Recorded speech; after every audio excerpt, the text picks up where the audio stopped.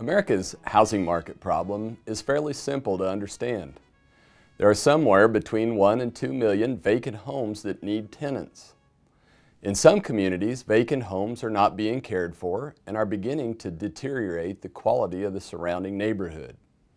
This is causing further price declines, which leads to more foreclosures. The fact is, supply is running far ahead of demand. What has to happen for the national housing market to stop falling? We need to decrease supply and increase demand. This can be done in 4 stages. First, we must curtail the supply of new homes in the market. Virtually everyone agrees that falling house prices is the root of the economic and financial crises in our country. Why are new homes still being built in cities where prices are collapsing and foreclosures are skyrocketing? Even in places like Detroit and Sacramento, where foreclosures are at the highest levels, thousands of new homes are still being built. In the first 9 months of this year, 2,825 new building permits have been taken out in Sacramento, and 1,528 new homes were permitted in Detroit. When new homes are built in challenged markets and sold with massive price concessions, this just sends prices for all homes in the community downward. Second, we have to slow the supply of new homes coming back into the market through foreclosure. To this point, government efforts in this direction have not worked very well. There is some sign that the FDIC plan that was used to mitigate losses at IndyMac Bank is a workable solution. FDIC Chair Sheila Bair is emerging as the new thought leader in this arena. Simply helping people stay in their home has a lot of disturbing repercussions. For example, if you're 90 days delinquent in your mortgage and then the government reduces the principal amount of your mortgage and reduces your mortgage payment significantly, what do your neighbors think? Why would any rational person continue making payments? Only the stigma of bankruptcy and foreclosure would limit that trend. If one homeowner in your neighborhood gets lower principal and lower payments, would the other 5 homeowners in your block want the same thing?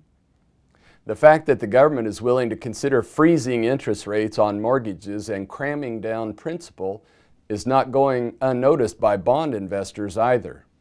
Suppose you invested your grandmother's savings in mortgages that were expected to pay her 2% interest for 2 years and then 6% for the next 8 years.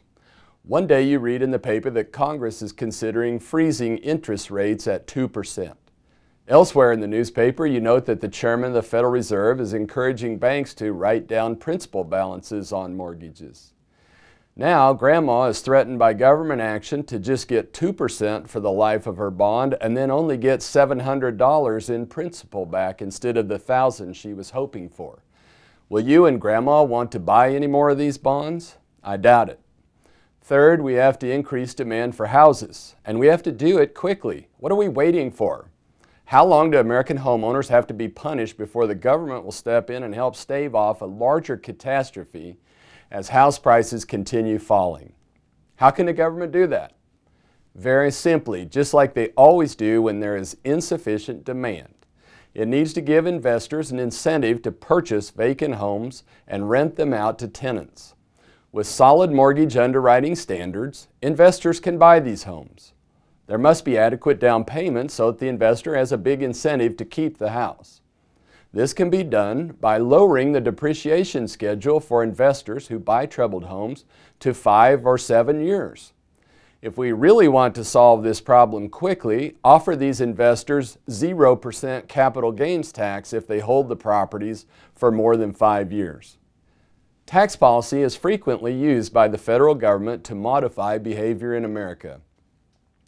A similar tax incentive was given to all businesses after Y2K to buy computers and software because of an acute lack of demand. By getting these vacant homes into the hands of private American citizen owners, someone will have an incentive to keep the lawn mowed and keep the windows from being boarded up. This will help staunch the decrease in neighborhood values resulting from improper upkeep. Fourth, mortgage rates are way too high. Over the past 10 years, the 30-year mortgage rate has been priced somewhere about 1.5% higher than the 10-year Treasury rate. The 10-year Treasury rate has been around 3.7% in recent weeks. This means that under normal circumstances, everyone in America should be able to get a 30-year mortgage for about 5.2%. Unfortunately, mortgage rates have been much higher than that. Why? In my opinion, it's due to a complete lack of confidence in the financial integrity of Fannie Mae and Freddie Mac. The government has now nationalized these two institutions. Why not go ahead and make the government guarantee on Fannie bonds explicit?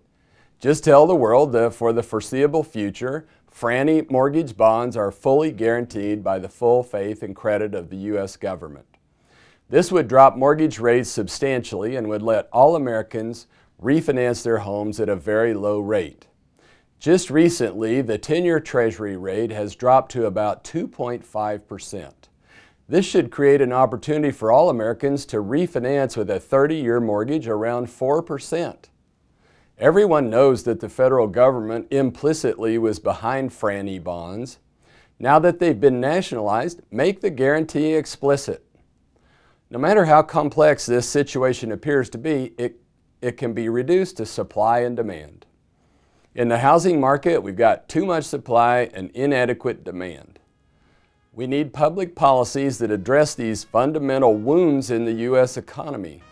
Simply printing money is a temporary bandage that merely delays the inevitable.